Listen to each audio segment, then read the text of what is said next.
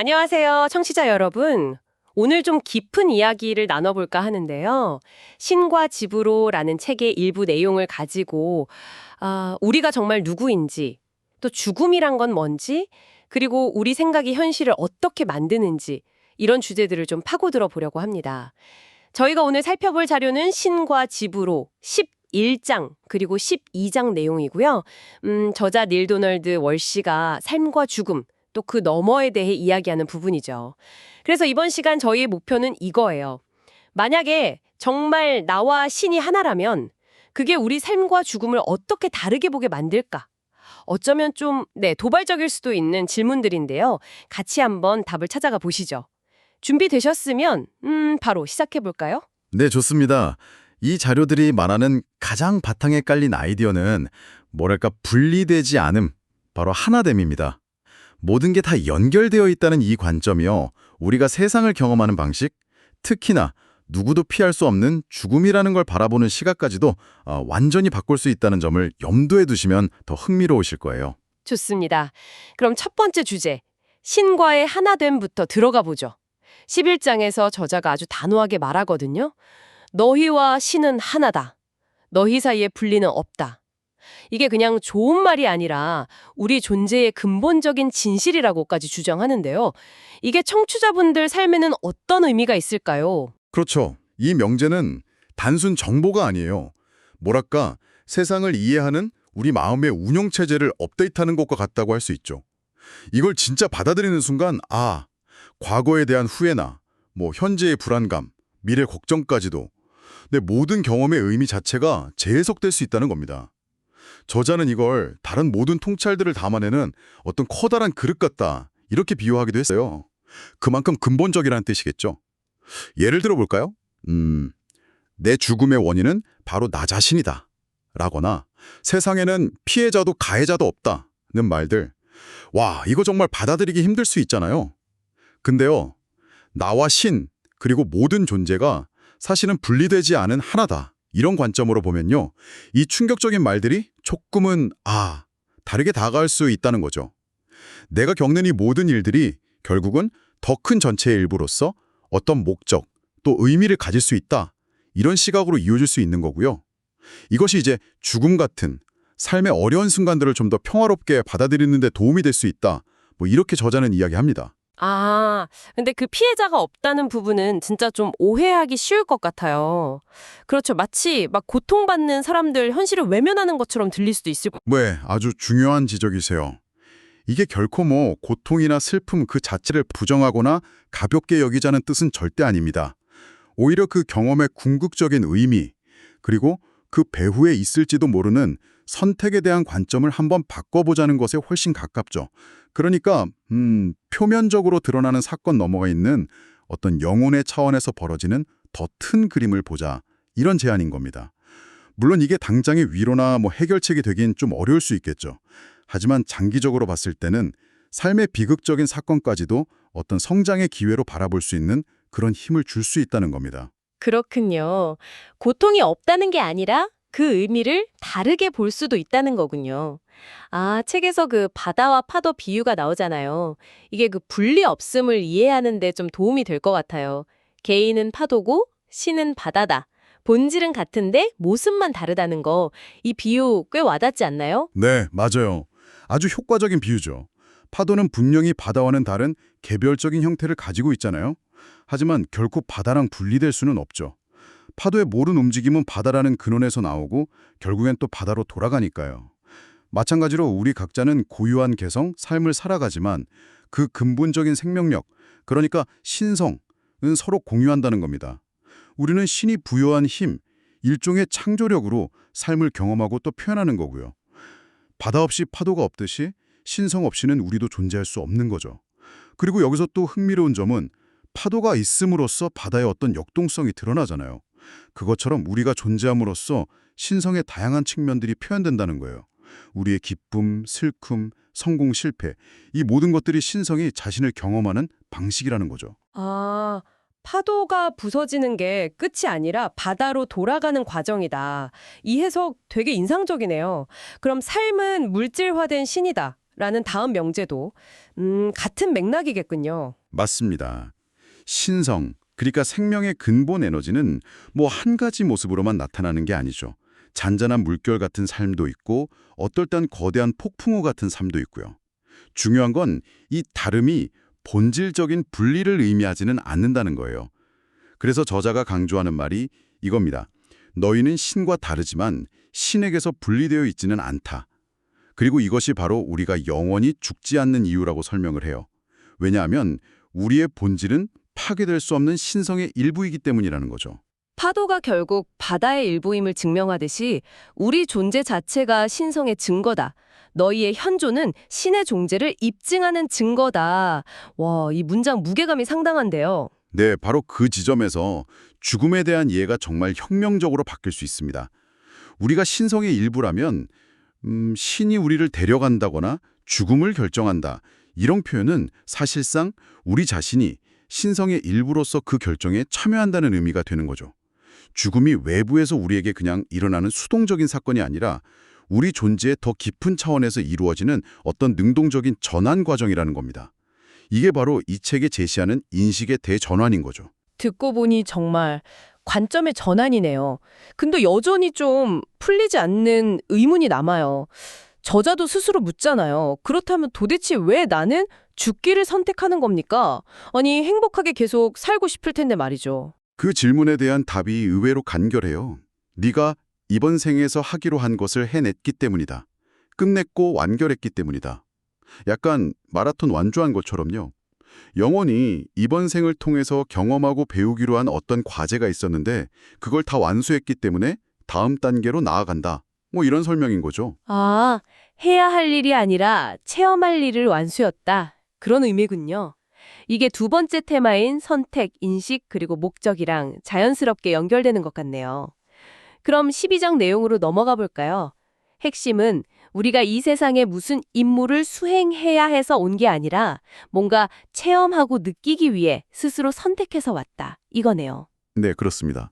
우리가 신과 하나이고 본질적으로 자유로운 존재라면 우리 삶은 뭐 운명이나 외부 힘에 의해 결정되는 게 아니라 우리 자신의 선택, 특히 무엇을 경험할 것인가에 대한 선택에 의해 만들어진다는 거죠.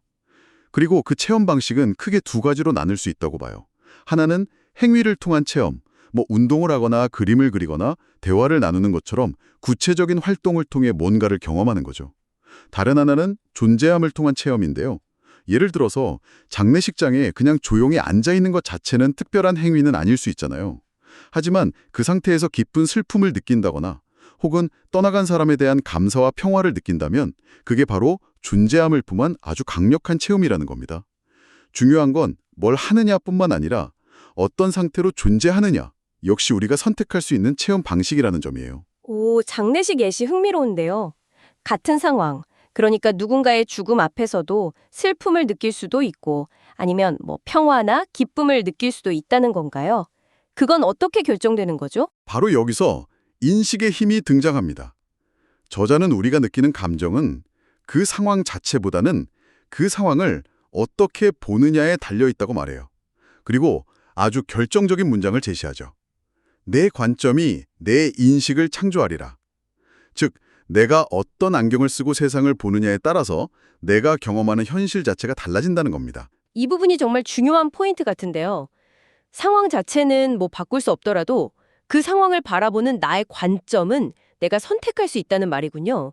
그리고 그 선택이 나의 인식, 그러니까 내가 경험하는 현실을 바꾼다는 거고요. 마치 뭐 TV 채널 돌리듯이 내가 보고 싶은 채널을 선택하는 것처럼요. 정확합니다. 내가 세상에서 사랑을 보고 싶다고 결정하고 그 관점을 계속 유지하면 결국 주변에서 사랑의 증거들을 발견하게 될 가능성이 높아진다는 거죠. 반대로 세상을 뭐 불신이나 경쟁의 눈으로 보면 그런 현실을 뒷받침하는 사건들을 더 많이 경험하게 될 수도 있고요. 이게 약간 순환적인 결과를 낳는다고 저자는 말합니다. 흔히들 보는 것이 믿는 것이다 라고 하잖아요. 근데 이 책은 그 반대를 주장해요. 하지만 내가 말하노니 사람은 믿는 것을 본다. 와, 역설적이네요. 믿는 대로 보게 된다니. 그럼 우리가 어떤 현실을 경험할지는 상당 부분 우리 믿음과 관점에 달려 있다는 거군요.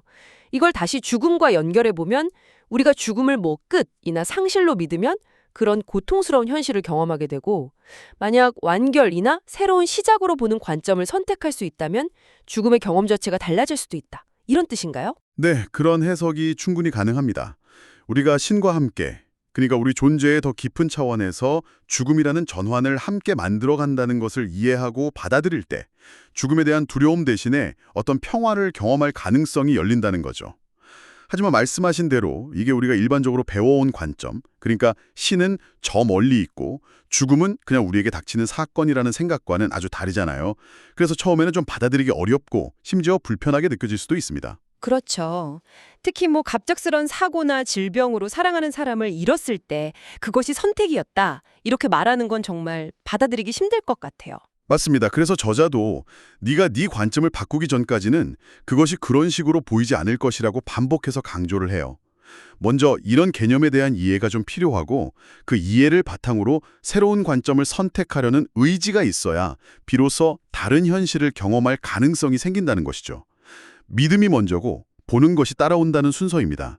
그래서 결론적으로 이 책의 관점에서는 아무도 자기 시간이 되기 전에 죽는 법은 없다고 말합니다. 모든 것은 영혼의 차원에서 선택되었다는 거죠. 이제 이 관점을 받아들일지 말지는 청취자 여러분 각자의 선택에 달린 셈입니다. 자, 지금까지는 좀 추상적인 개념들을 이야기했는데요. 이런 생각들이 실제 삶의 고통스러운 경험에는 어떻게 적용될 수 있을까요? 마침 저자가 첵스턴 중에 받은 한 통의 이메일 이야기가 좋은 사례가 될 것 같아요. 그 제키 피터슨 이야기 말인데요. 네, 제이키 피터슨이라는 여성이 보낸 메일이었죠. 아주 건강했던 남편이 어느 날 갑자기 심장마비로 세상을 떠났다는 내용이었어요. 그녀는 이 비극이 정말 남편이나 혹은 자신의 영혼 차원에서 선택한 결과일 수 있는지, 만약 그렇다면 도대체 왜 그런 선택을 했는지 저자에게 아주 간절하게 묻습니다. 상상만 해도 정말 가슴 아픈 상황이죠. 저자의 답장이 참 인상 깊었어요. 단순히 위로만 하는 게 아니라 책의 핵심 원리들을 이 비극적인 상황에 되게 섬세하게 적용하더라고요. 그렇습니다. 저자는 먼저 제키가 느끼는 슬픔, 분노, 혼란 같은 감정들을 충분히 인정하고 존중해야 한다고 강조합니다. 감정을 억누르거나 부정하는 게 아니라 그걸 느끼는 것 자체가 치유의 시작이라고 말하죠. 그러면서 책의 핵심 메시지, 즉 영혼 차원에서 선택하지 않은 죽음은 없다는 점을 아주 조심스럽게 다시 언급합니다.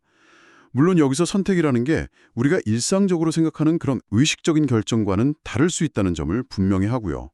잠재의식적이거나 아니면 더 높은 자아의 차원에서의 선택일 수 있다는 거죠. 더 나아가서 남편의 영혼이 이번 생에서 이루고자 했던 어떤 목적, 예를 들면 아내와의 관계를 통해서 완전한 사랑과 합의를 경험하는 것을 마침내 성취했기 때문에 기쁨 속에서 육신을 떠났을 가능성도 제시를 해요. 그리고 제키가 느끼는 그 깊은 슬픔조차도 역설적으로는 그녀 자신이 얼마나 깊이 사랑할 수 있는 존재인지를 깨닫게 해주는 일종의 영적인 선물이 될 수 있다고도 이야기합니다.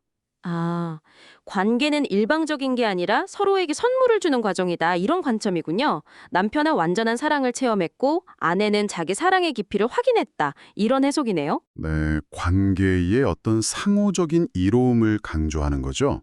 그리고 이 경험이 끝이 아니라 제키가 이 슬픔을 통과하면서 얻게 될 힘과 지혜를 바탕으로 앞으로 다른 사람들을 돕는 더 큰 여정으로 나아갈 수도 있다고 격려하고요.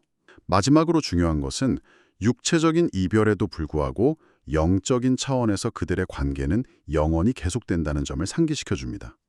이 제키의 이야기는 우리가 앞에서 살펴본 영혼의 선택, 삶의 목적, 고통 속의 의미 같은 다소 형이상학적인 개념들이 실제 삶의 비극 속에서 어떻게 치유와 성장의 관점을 제공할 수 있는지를 보여주는 아주 강력한 예시라고 할 수 있습니다.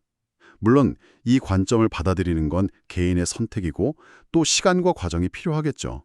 여기서 다시 한번 우리가 의식적으로 원하는 것과 영혼 차원에서 선택하는 것 사이에는 좀 차이가 있을 수 있다는 점을 생각해 보게 되네요.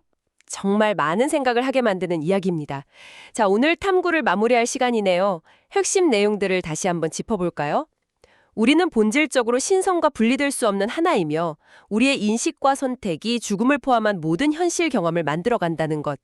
그리고 때로는 이해하기 어려운 고통스러운 사건조차 영혼의 더 큰 계획 안에서는 나름의 목적과 의미를 가질 수 있다는 가능성. 이런 점들을 탐구해봤습니다. 결국 이 모든 것이 우리에게 시사하는 바는 뭘까요? 아마도 가장 중요한 질문은 이게 아닐까 싶습니다. 만약 이 책의 주장처럼 우리가 삶과 죽음을 포함한 현실을 함께 만들어가는 공동 창조하는 힘을 가진 존재라는 것을 조금이라도 받아들인다면 그 사실이 지금 이 순간 청취자 여러분의 삶을 어떻게 바꿀 수 있을까요? 당장 내일 아침 눈을 떴을 때 세상을 어떻게 좀 다르게 보고 행동하게 될까요? 네, 바로 그 질문을 청취자 여러분께 마지막 생각거리로 남겨드리고 싶습니다. 앞서 나왔던 문장을 다시 떠올려 보죠. 우리의 현존 자체가 신성의 증거이고 우리의 기쁨이 신성을 구현하는 것이라면 당신은 오늘 바로 지금 당신의 생각과 말, 행동, 그리고 세상을 바라보는 방식을 통해서 신성의 어떤 멋진 측면을 이 세상에 드러내 보이기를 선택하시겠습니까? 이 깊은 이야기에 함께 귀 기울여 주셔서 감사합니다. 다음 시간에 또 다른 흥미로운 주제로 여러분을 찾아뵙겠습니다.